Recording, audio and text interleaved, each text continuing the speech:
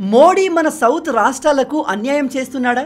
Modi government కావాలని మన south రాష్ట్రాలను వీక్ చేసే ప్లాన్లో ఉందా? రీసెంట్గా తమిళనాడు ముఖ్యమంత్రి అయిన ఎంకే స్టాలిన్ సెంట్రల్ గవర్నమెంట్ కావాలని డీలిమిటేషన్ కాన్సెప్ట్ని ఉపయోగించి సౌత్ రాష్ట్రాల్ని తొక్కేందుకు ప్రయత్నిస్తుంది. మా లోక్సభ సీట్స్ని తగ్గించి నార్త్ ఇండియా సౌత్ ఇండియాను కంట్రోల్ చేయాలి అనుకుంటుంది అని డైరెక్ట్గా అటాక్ చేశాడు. అయితే ఇది ఎంతవరకు నిజం? అసలు డీలిమిటేషన్ అంటే ఏమిటి? దీనివల్ల దేశంలో ఏం జరగబోతుంది? ఈ డీలిమిటేషన్ వస్తే మన సౌత్ రాష్ట్రాలు నార్త్ రాష్ట్రాల ముందు వీక్ అయిపోతాయా? ఇక్కడ ఎంకే స్టాలిన్ చెప్పే విషయాలు ఎంతవరకు నిజం? ఈ విషయాలనే మనం ఈ వీడియోలో డీటెయిల్గా తెలుసుకుందాం. కానీ అంతకన్నా ముందు మీ అందరికీ ఉపయోగపడే ఒక చిన్న ప్రకటన. 38 సంవత్సరాల ఒక ఏఐ ప్రాంప్ట్ ఇంజనీర్ ఎలాంటి టెక్నికల్ డిగ్రీ లేకుండా సంవత్సరానికి దాదాపు $1,00,000 సంపాదిస్తున్నాడంటే మీరు నమ్ముతారా? కానీ ఇది నిజం. నేడు ఏఐ అందుబాటులో రావడంతో కంపెనీలు అవుట్డేటెడ్ స్కిల్స్ ఉన్నవారిని చాలా వేగంగా రీప్లేస్ చేస్తున్నాయి. ప్రజలు లక్షలు ఖర్చు చేసి కోర్సులు చేసిన ఏఐని అందుకోవడం కష్టంగానే ఉంది. నేడు వరల్డ్ వే ఆఫ్ వర్కింగ్ చాలా వేగంగా షిఫ్ట్ అవుతుంది. హైయెస్ట్ పేయింగ్ జాబ్స్లో కేవలం ట్రెడిషనల్ రోల్స్ మాత్రమే కాదు, ఏఐ బేస్డ్ ఉద్యోగాలు కూడా ఉన్నాయి. సరైన నాలెడ్జ్ ఉంటే ఎవరైనా ఇందులో అడుగు పెట్టవచ్చు. ఎన్నడూ లేని విధంగా ఏఐ కెరియర్స్ని సాలరీస్ని చేంజ్ చేస్తుంది. అయితే ఈ హై ఇన్కమ్ ఏఐ స్కిల్స్ని మీరు జస్ట్ 180 మినిట్స్లో నేర్చుకుంటే ఎలా ఉంటుంది? అది కూడా కంప్లీట్లీ ఫ్రీగా. నార్మల్గా ఏఐ క్రాష్ కోర్స్ కోసం దాదాపు 15,000 రూపాయలు ఖర్చు చేయాలి. కానీ మన ఆడియన్స్కి గ్రోత్ స్కూల్ వాళ్ళు ఫ్రీగా అందిస్తున్నారు. ఈ కోర్సులో మీరు ఏఐ ద్వారా high demanding skills like data analysis, personal branding, content creation, business strategies and even resume building, job hunting strategies, salary hike strategies నేర్చుకోవచ్చు. Tech, non tech, entrepreneurs, even ఫౌండర్లకు కూడా ఇది యూజ్ అవుతుంది. ఈ ఏఐ సెషన్స్ని ఏఐ ఎక్స్పర్ట్స్ ద్వారా conduct చేయబడుతుంది. AI నేర్చుకున్న వారు టాప్ 5లో ఉంటే నేర్చుకుని వారు మార్కెట్లో చాలా వెనుకబడ్డారు. ఇది జస్ట్ 180 మినిట్స్ సెషనే. ఇందులో ఆల్రెడీ 2 మిలియన్స్ కంటే ఎక్కువ మంది జాయిన్ అయి తమ కెరియర్లో అద్భుతంగా రాణిస్తున్నారు. మీరు కూడా వాళ్ళలా అప్గ్రేడ్ అవ్వాలి అనుకుంటే దీనికి సంబంధించిన లింక్ డిస్క్రిప్షన్లో అలాగే కామెంట్లో పిన్ చేశాను. వెంటనే వెళ్ళి జాయిన్ అయిపోండి. రీసెంట్గా తమిళనాడులో ఆల్ పార్టీ మీటింగ్ జరిగింది. ఇందులో బీజేపీ తప్ప దాదాపు అన్ని పార్టీలు అటెండ్ అయ్యాయి. సీఎం రేవంత్ రెడ్డి గారు, బీఆర్ఎస్ లీడర్ అయిన కేటీఆర్ గారు కూడా ఈ మీటింగ్ని అటెండ్ అయ్యారు. అయితే ఈ మీటింగ్లో తమిళనాడు ముఖ్యమంత్రి అయిన స్టాలిన్ డీలిమిటేషన్ అనేది ఈ దేశానికి మంచిది కాదు, దీనివల్ల రాష్ట్రాల మధ్య గొడవలు పెరుగుతాయి, మా సౌత్ రాష్ట్రాలు వీక్ అయిపోతాయి, కాబట్టి మేము డీలిమిటేషన్ ప్రాసెస్కి కంప్లీట్ విరుద్ధం, దీన్ని మేము రిజెక్ట్ చేస్తున్నామని క్లియర్గా చెప్పేశారు. రేవంత్ రెడ్డి గారు, కేటీఆర్ గారు అండ్ మిగతా లీడర్లందరూ కూడా ఈ విషయంలో స్టాలిన్కి సపోర్ట్గా ఉన్నారు. ఫస్ట్ ఆఫ్ ఆల్ మనం ఈ డీలిమిటేషన్ అంటే ఏంటో తెలుసుకుందాం. డీలిమిటేషన్ అనేది ఒక కాన్స్టిట్యూషనల్ మ్యాండేట్, అంటే రాజ్యాంగం ప్రకారం తప్పకుండా చేయాల్సిన ఒక పని. ఇందులో ప్రతి సెన్సెస్కి అంటే ప్రతి 10 సంవత్సరాలకు ఒకసారి జనాభా లెక్క పెట్టిన తర్వాత జనాభా పెరిగినా తగ్గినా ఆ జనాభాకు తగ్గట్టుగా పార్లమెంట్ సీట్స్ని పెంచడం లేదా తగ్గించడం చేస్తారు. ఇక్కడ పార్లమెంట్ సీట్స్ అంటే ఎంపీ సీట్లోని అర్థం. అలాగే జనాభాకు తగ్గట్టుగా ఒక నియోజకవర్గం యొక్క బౌండరీస్ని కూడా అడ్జస్ట్ చేయాల్సి ఉంటుంది. ఇలా ఎందుకు అంటే ఈ డీలిమిటేషన్ ద్వారా ప్రతి నియోజకవర్గంలో ఆల్మోస్ట్ ప్రజలు సమానంగా ఉండేలా చూసుకుంటారు. ఉదాహరణకి ఇక్కడ కనిపిస్తున్న మన భారతదేశ మ్యాప్ని చూడండి. ఇక్కడ కనిపిస్తున్న భాగాలన్నీ ఒక్కొక్క పార్లమెంట్ కాన్స్టిట్యుయెన్సీ. ప్రజెంట్ మన దేశంలో మొత్తం 543 కాన్స్టిట్యుయెన్సీస్ ఉన్నాయి. అంటే పార్లమెంట్లో 543 మంది ఎంపీలు ఉన్నారు. అయితే ఈ నంబర్ అనేది ప్రతి 10 సంవత్సరాలకు చేంజ్ అవ్వాలి. ఒకవేళ మన దేశ పాపులేషన్ పెరిగితే ఈ నంబర్ పెరుగుతుంది, తగ్గితే ఈ నంబర్ తగ్గాలి. అలాగే ఇక్కడ కనిపిస్తున్న ఈ చిన్న చిన్న నియోజకవర్గాల బౌండరీస్ కూడా సెన్సెస్ డేటా ప్రకారం వాటిని మారుస్తూ ఉండాలి. అయితే ఈ కాన్సెప్ట్లో ప్రాబ్లం ఎక్కడ వచ్చింది అంటే ఇప్పుడు ఈ డీలిమిటేషన్ తీసుకువస్తే ఏ రాష్ట్రంలో అయితే పాపులేషన్ పెరిగిందో అక్కడ ఎంపీ సీట్లు పెరుగుతాయి. మీ అందరికీ తెలుసు, ఏ రాష్ట్రంలో అయితే ఎక్కువ ఎంపీ సీట్లు ఉంటాయో ఆ రాష్ట్రం పవర్ఫుల్గా మారుతుంది. వాళ్ళు కేంద్ర ప్రభుత్వంలో డామినేటింగ్ పవర్గా మారుతారు. అండ్ ఎవరు ప్రధానమంత్రి అవ్వాలో ఆ రాష్ట్రం డిసైడ్ చేస్తుంది. ప్రజెంట్ ఆ పవర్ యూపీకి ఉంది. దేశంలోనే అత్యధికంగా 80 ఎంపీ సీట్లు యూపీలో ఉన్నాయి. అలాగే 10 సంవత్సరాలుగా చూసుకుంటే ఉత్తరప్రదేశ్లో పాపులేషన్ విపరీతంగా పెరుగుతుంది. ఉదాహరణకి 10 సంవత్సరాల క్రితం ఒక రాష్ట్రంలో 1,00,00,000 మంది ప్రజలు ఉన్నారు అనుకుంటే ఒక్కో ఎంపీ అండర్లో 10 లక్షల మందిని తీసుకుంటే ఆ రాష్ట్రంలో మొత్తం 10 మంది ఎంపీలు ఉండాలి. ఇప్పుడు 10 సంవత్సరాల తర్వాత ఆ రాష్ట్ర పాపులేషన్ 2 కోట్లకు పెరిగింది. అలాంటప్పుడు ఆ రాష్ట్రానికి 20 మంది ఎంపీలు ఉండాల్సి వస్తుంది. ఒకవేళ పాపులేషన్ తగ్గితే ఎంపీ సీట్లు తగ్గిస్తారు. ఈ ప్రాసెస్ని డీలిమిటేషన్ అంటారు.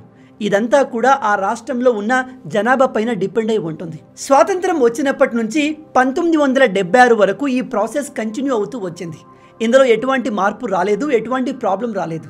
ప్రతి సెన్సెస్కి ఆ సమయంలో ఎంపీ సీట్లు మారుస్తూ వచ్చారు.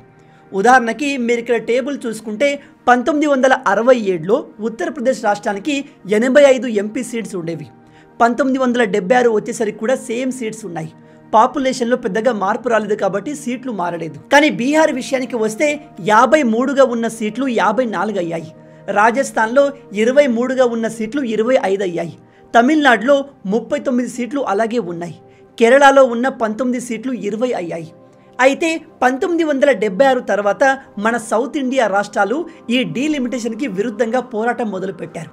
ఎందుకో తెలుసా? ఎందుకంటే ఆ సమయంలో ఇందిరాగాంధీ గారు దేశ పాపులేషన్ని కంట్రోల్ చేయాల్సిందిగా పిలుపునిచ్చారు.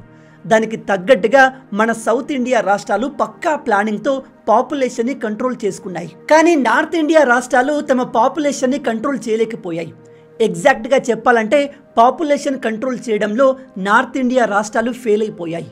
అలాంటప్పుడు ఇప్పుడు సెంట్రల్ గవర్నమెంట్ పాపులేషన్ని బేస్ చేసుకొని ఎంపీ సీట్లను డిసైడ్ చేస్తాము అంటే మా సౌత్ ఇండియా రాష్ట్రాలు నష్టపోతాయని పోరాటం చేశారు. అందుకే 1976లో అప్పటి గవర్నమెంట్ కాన్స్టిట్యూషన్లో ఒక అమెండ్మెంట్ తీసుకువచ్చి ఇప్పటి నుంచి 2001 వరకు పాపులేషన్ని బేస్ చేసుకొని ఎంపీ సీట్లను మార్చకూడదు అనే రూల్ తీసుకువచ్చింది. 1976 నుంచి 2001 వరకు ఈ విషయం పైన ఎటువంటి గొడవ జరగలేదు. కానీ ఈ టైం లిమిట్ అయిపోయిన వెంటనే 2001లో డీలిమిటేషన్ పద్ధతి ద్వారా కాన్స్టిట్యుయెన్సీ నియోజకవర్గాల బౌండరీస్ని మార్చారు. కానీ ఓవరాల్ ఎంపీ సీట్లను చేంజ్ చేయలేదు. ఎందుకంటే 2001లో కూడా సౌత్ రాష్ట్రాలు దీనికి విరుద్ధంగా నిలబడ్డాయి. మళ్ళీ 2001 నుంచి 2026 వరకు ఎంపీ సీట్లను మార్చకూడదనే రూల్ తీసుకువచ్చి ఆ గొడవను అక్కడికి ఆపేశారు.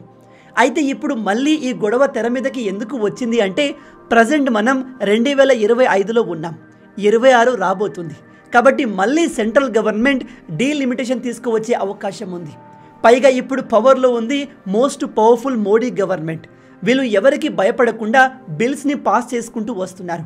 దాంతో ఇప్పుడు సౌత్ రాష్ట్రాలకు పట్టుకున్న భయం ఏమిటంటే 2026లో మోడీ గవర్నమెంట్ డీలిమిటేషన్ తీసుకువస్తుంది అని. బై ద వే, ఈ డీలిమిటేషన్ ప్రాసెస్ గురించి దాన్ని తెస్తున్నట్టు కానీ సెంట్రల్ గవర్నమెంట్ ఎక్కడా చెప్పలేదు. అండ్ సెంట్రల్ గవర్నమెంట్ చెప్పేది ఏమిటంటే ఒకవేళ ఈ ప్రాసెస్ని తీసుకువచ్చినా సౌత్ రాష్ట్రాలకు ఎటువంటి డ్యామేజ్ జరగదు అని.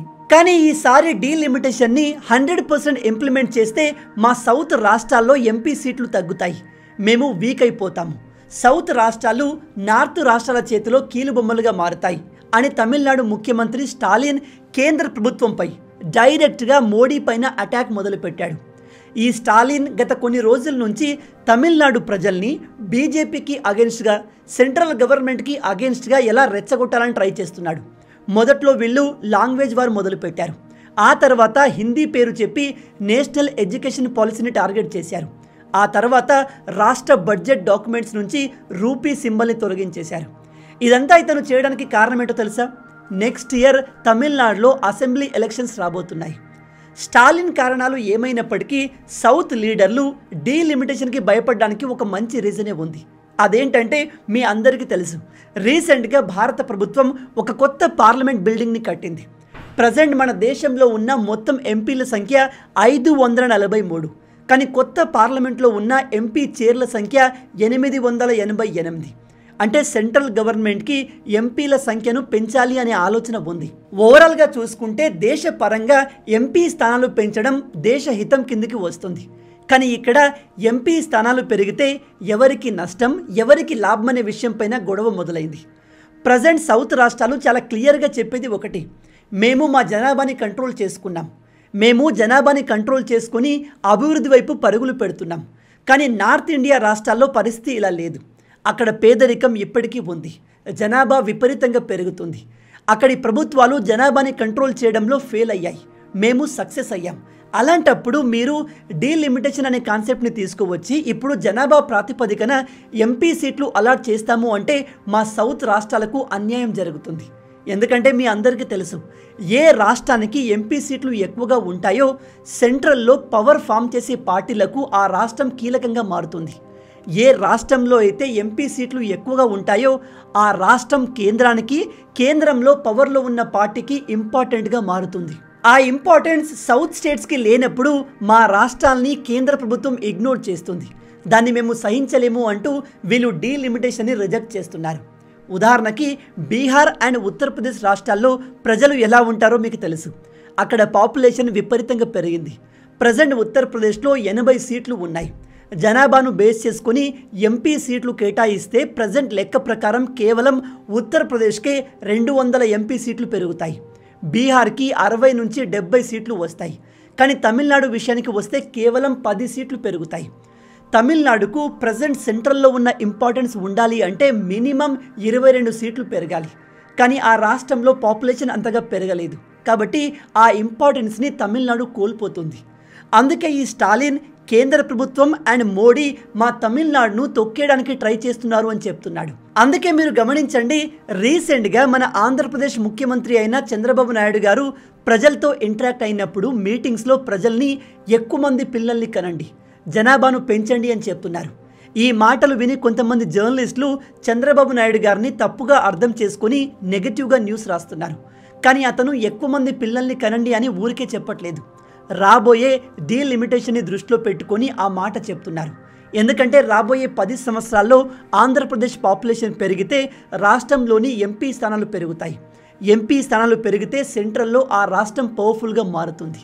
ఇప్పుడు మీకు క్లియర్గా అర్థమై ఉంటుంది డీలిమిటేషన్కి ఈ స్టాలిన్ కానీ, మన రేవంత్ రెడ్డి గారు కానీ, కేటీఆర్ గారు కానీ సౌత్లో ఉన్న అన్ని రాష్ట్రాలు ఎందుకు అగెన్స్ట్గా నిలబడ్డాయి అనేది.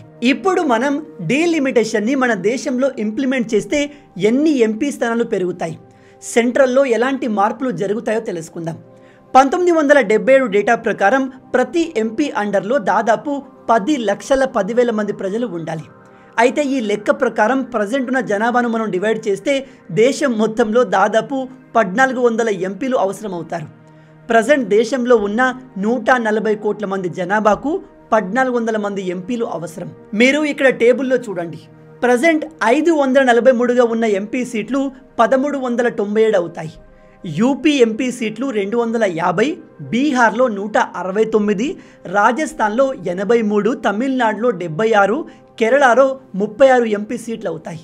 కానీ మనం కొత్తగా కట్టిన పార్లమెంట్లో కూడా అన్ని సీట్లు లేవు. కాబట్టి ఈసారి జనాభా రేషియోను మార్చవచ్చు. బహుశా ఈసారి ప్రతి 20 లక్షల మందికి ఒక ఎంపీని సెలెక్ట్ చేయవచ్చు. ఒకవేళ అలా చేస్తే మొత్తం 707 సీట్లు అవుతాయి. కొత్తగా కట్టిన పార్లమెంట్లో 888 ఎంపీ చైర్లు ఉన్నాయి. కాబట్టి ఈ 700 మంది అందులో ఫిట్ అవుతారు. ఈ డీలిమిటేషన్ ద్వారా సౌత్ రాష్ట్రాలకు అన్యాయమే జరుగుతుంది. ఎందుకంటే మన ఎంపీ స్థానాలు తగ్గి నార్త్ రాష్ట్రాల ఎంపీ స్థానాలు విపరీతంగా పెరిగితే వాళ్ళే పవర్ఫుల్గా మారి సెంట్రల్లో ఆల్వేస్ వాళ్ళే పవర్లో ఉండే అవకాశం ఉంది. అలాగే సెంట్రల్ గవర్నమెంట్లో మన సౌత్ రాష్ట్రాల ఇంపార్టెన్స్ తగ్గుతుంది. ఇంపార్టెన్స్ తగ్గినప్పుడు ఆ రాష్ట్రాల అభివృద్ధి తగ్గుతుంది. ఆ రాష్ట్ర అవసరాలకు సెంట్రల్ గవర్నమెంట్ వెంటనే రెస్పాండ్ కాకపోవచ్చు. అందుకే ఇప్పుడు సౌత్ నుంచి ఎస్పెషల్లీ మన కేటీఆర్ గారు చెప్పేది ఏమిటంటే పాపులేషన్ని బేస్ చేసుకుని ఎంపీ స్థానాలు డివైడ్ చేయడం కరెక్ట్ కాదు. దానికి బదులు జీడిపిని బేస్ చేసుకుని ఎంపీ స్థానాలు కేటాయించండి. ఉదాహరణకి మా తెలంగాణ కంట్రీ పాపులేషన్లో కేవలం 2.8% పాపులేషన్ మాత్రమే కలిగి ఉంది. కానీ మేము దేశ జీడిపిలో 5.2% కాంట్రిబ్యూషన్ ఇస్తున్నాము. కాబట్టి దేశానికి ఏ రాష్ట్రం ఎంత కాంట్రిబ్యూట్ చేస్తుంది అనే అంశాన్ని బేస్ చేసుకుని ఈ డీలిమిటేషన్ చేస్తే బాగుంటుంది అంటున్నారు. ఓవరాల్గా ఇది డీలిమిటేషన్కి సంబంధించిన కొన్ని ముఖ్యమైన విషయాలు. ఈ వీడియో ద్వారా మీకు డీలిమిటేషన్ అంటే ఏమిటి, దీనిపై సౌత్ రాష్ట్రాలు ఎస్పెషల్లీ ఈ స్టాలిన్ ఎందుకు పోరాడుతున్నాడు అనే విషయంలో క్లారిటీ వచ్చింది అనుకుంటున్నాను. అయితే ఈ డీలిమిటేషన్ పైన మీ ఒపీనియన్ ఏంటి? దీని ద్వారా సౌత్ రాష్ట్రాలకు నష్టం జరుగుతుందా? ఈ డీలిమిటేషన్లో పాపులేషన్తో పాటు ఇంకా ఏ విషయాల్ని కన్సిడర్ చేస్తే బాగుంటుంది? మీ ఆలోచనల్ని కింద కామెంట్లో చెప్పండి. మొత్తంగా ఇవే ఈ వీడియోకి సంబంధించిన పూర్తి విషయాలు. ఈ వీడియో మీకు నచ్చింది అనుకుంటున్నాను. నచ్చితే అలా ఊరికే చూసి వెళ్ళిపోకుండా వీడియోను లైక్ చేయండి. ఈ వీడియోకి నేను మీకు ఇచ్చే లైక్స్ టార్గెట్ 10,000 లైక్స్. చాలా ఈజీ, సింపుల్గా చేసేయండి. మీరు కొట్టే లైక్స్కి కింద ఉన్న లైక్ బటన్ పగిలిపోవాలి. అలాగే ఇలాంటి మరిన్ని ఇంట్రెస్టింగ్ వీడియోస్ కోసం మన ఛానల్ని సబ్స్క్రైబ్ చేసి మమ్మల్ని సపోర్ట్ చేయొచ్చు కదా.